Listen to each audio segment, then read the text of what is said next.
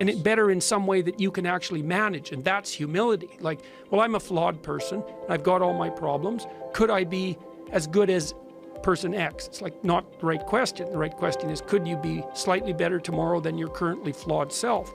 And the answer to that is, if you have enough humility to set the bar properly low, then you could be better tomorrow than you are today. And you might say, well, what's the right way of being in the world, if there is such a thing? And it's not acting according to a set of rules. It's attempting continually to transcend the flawed thing that you currently are. And what's so interesting about that is that the meaning in life is to be found in that pursuit. So I've been laying that out in these discussions too, because I say, well, the fundamental issue is that life is tragic and difficult, very tragic and difficult for everyone. And it's also tainted by malevolence, because no matter how things are tragic and difficult, but there's always some stupid thing that you could do or someone else could do that could make it even worse than it has to be. So that's life. And you need an antidote to that, because that can embitter you. Constant contact with that, just the tragedy, but the tragedy combined with betrayal and malevolence, that makes it even worse, especially if it's self-induced. Okay, so you need something to set against that so you don't get bitter and resentful. Well, what do you set against that? Doing something worthwhile. By your own definition, say, you need some reason to get the hell out of bed on a terrible day because you've got something good to do. But what's the best thing you can do? Transcend your current wretched and miserable self. There's meaning to be found in that, and that's a meaning that's associated with responsibility. One of the things that I've been trying to lay out clearly is that life is hard. It's tainted by malevolence and betrayal. That can make you bitter. You need a meaning to offset that. Where's the meaning to be found?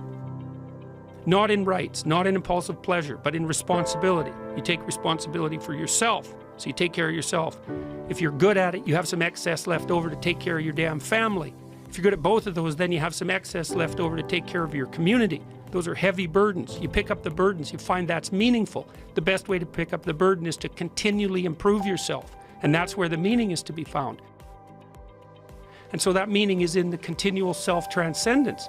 That's letting your old self die and the new self be reborn. Even if things are going really well for you now, there's going to be a time in the future where things are rough.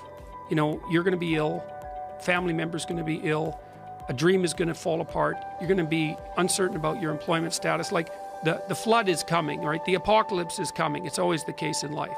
And you have to be prepared for it. And the question is how to prepare for it. And the answer to that is to find a way of being that works even under the direst of circumstances. You've got the possibility to slowly raise yourself out of the mire. You've got the possibility to do just what the fighter does when he's defeated, which is to say, well, regardless of the circumstances that might have led to my defeat, like even if there were errors on the part of the referee, this is no time to whine about it. This is a time to take stock of what I did wrong so that I could improve it into the future. And that's the right attitude. The point is, your best strategic position is, how am I insufficient and how can I rectify that? That's what you've got. And the thing is, you are insufficient and you could rectify it. Both of those are within your grasp if you aim low enough.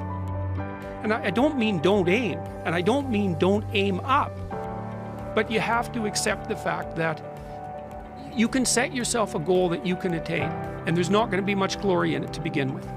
Because if you're not in very good shape, the goal that you could attain tomorrow isn't very glorious. But it's a hell of a lot better than nothing, and it beats the hell out of bitterness, and it's way better than blaming someone else. It's way less dangerous. And you could do it. And what's cool about it, it's one step on a very long journey. And it starts to compound on you. So a small step today puts you in a position to take a slightly bigger step the next day, and then that puts you in a position to take a slightly bigger step the next day. And you do that for 2 or 3 years, man, you're starting to stride. I don't know how many people have come and told me, it's so strange. They said, well, I started making my bed and that made all the difference. It's like, well, yeah, you decided to aim up, man. And the first concrete instantiation of that was that you made your bed. And you think, well, that's nothing heroic. It's like, no, but aiming up is heroic. That's something. And then lowering yourself to the point where you're not above the mess in your room. You know, you're not superordinate to that. You lower yourself so that you straighten up. You're grateful for what you have right in front of you, and you take care of it and you put it in order. It's like all of a sudden things start to get better. And one of the reasons that audiences are responding to what I've been saying in my lectures and what I've been writing about is that I don't tell people that they're okay the way they are. No, I say, no, you could be way more than you are. And they're relieved about that, you see, because if you're in a dark and terrible place and someone says you're okay the way you are, then you don't know what to do about that. It's like, no, I'm not. I'm having a terrible time and I'm hopeless. You're okay the way you are. Well, then what? That's it? That's where I am? And what do you want to tell a young person? You're 17. You're okay the way you are. It's like, no, you're not. You got 60 years to be better. And you could be way better. You could be incomparably better across multiple dimensions. And in pursuing that better, that's where you'll find the meaning in your life. And that will give you the antidote to the suffering. This is the trick, though. You have to pick a path of discipline. What path of discipline you have to pick is a different issue. So there could be a rule. The rule might not be follow this rule. The rule might be you have to follow some rules. So it's a meta rule. And the meta rule is you have to discipline yourself. And the issue is, well, how?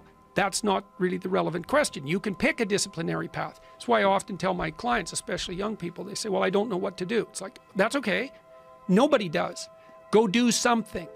Do the best thing that you can think of. Put the